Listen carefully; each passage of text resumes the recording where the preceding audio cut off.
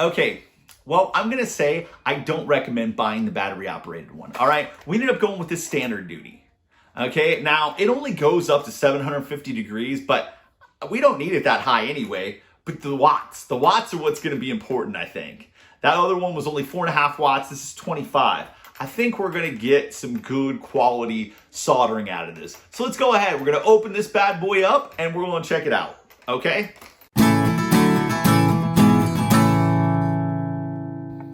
Okay, well, you can see this comes with a couple different tips, and it comes with some solder, comes with some other little pick thing, and it's got some LEDs on it. So let's go ahead, we'll pop this bad boy open.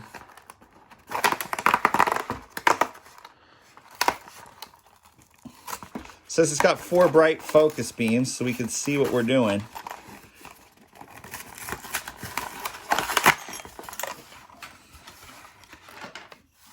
It's got a little plate that we can set it on. Some kind of little pick tool or something. We'll have to see what this thing's all about.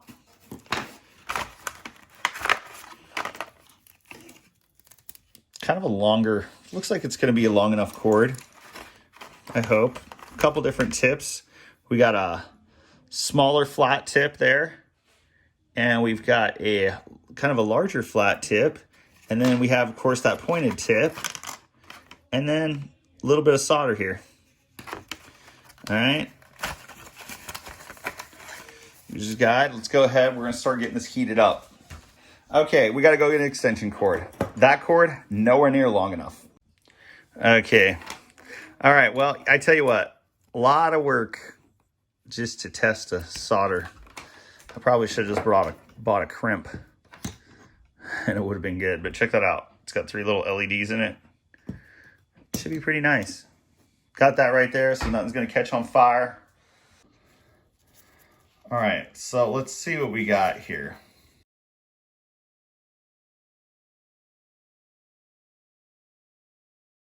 Okay, well, you know what?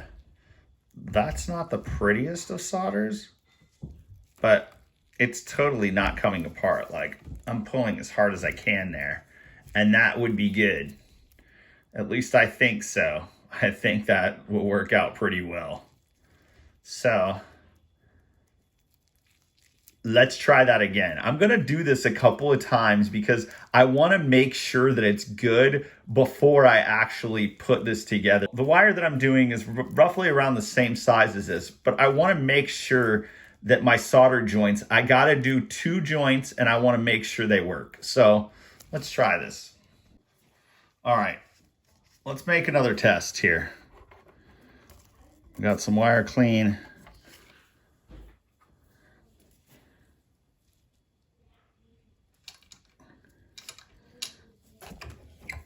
I always feel like the more you can do something right, the better off you're going to be at it. Got that bad boy hooked up. Take a little bit of this solder. And this solder right here is a rosin solder, and it already has flux in the middle of it, right? We don't have tons, but it came with it, which is awesome. And now just give it another attempt here. Get that right there.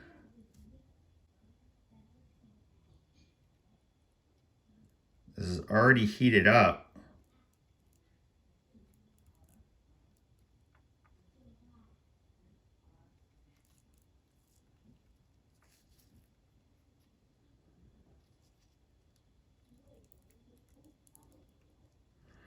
Okay.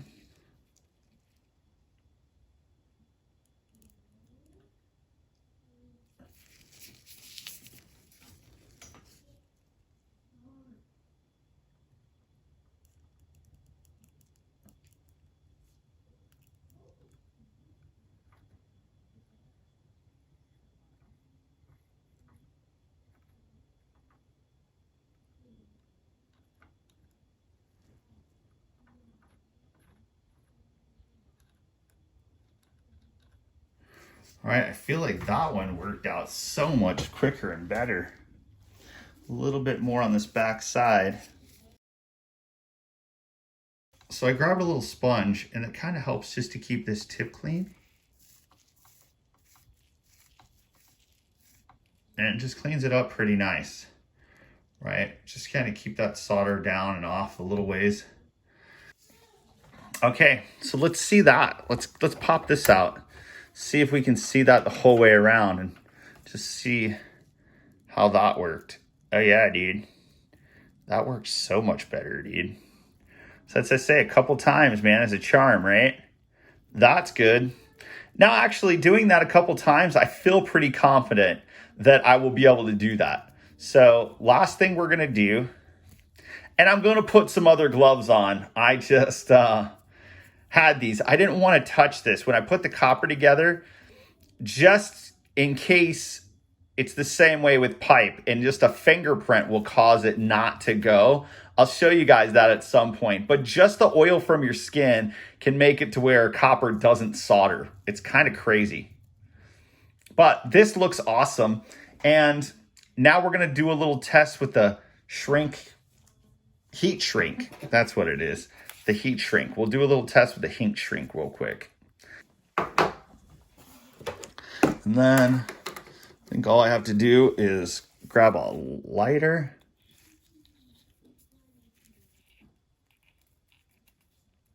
Get that thing halfway. So it's good to go halfway there. We'll take our lighter.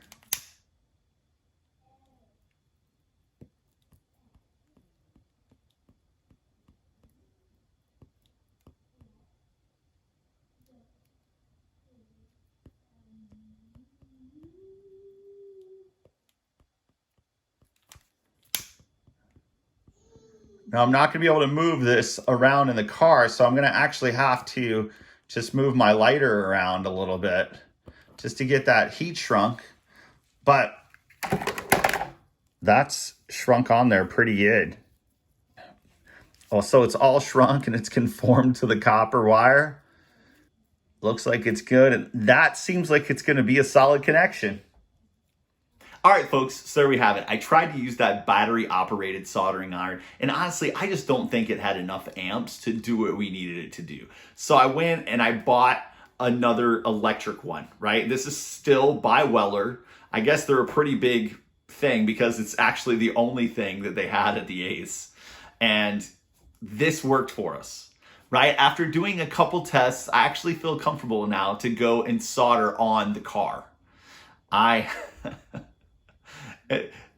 didn't want to go try to solder without doing it, right? It's much different from soldering pipe. You've seen a previous video where I fixed my bathroom scale and I got that to work, but still not the grandest, right? I like this little small kit. It actually has worked out pretty well. I think the first solder wasn't great, but I think the second one with the heat wrap on it, the heat shrink, actually worked out really well. This is going to be a good little watertight seal now, and this is never going to come apart. So I really hope you guys enjoy the video. If you can please subscribe to the channel, click the like button. We're just trying to help people out, and you know what? I'm learning, you're learning, we're all learning. There's some things that I'm really good at, and there's some things that I've just never even tried to do, and this particularly is one of them. So I hope you guys enjoyed, and we'll get back to some other plumbing stuff and other things, but when things break, you got to fix them, and that's what we do. Thank you very much, and we'll see you again real soon.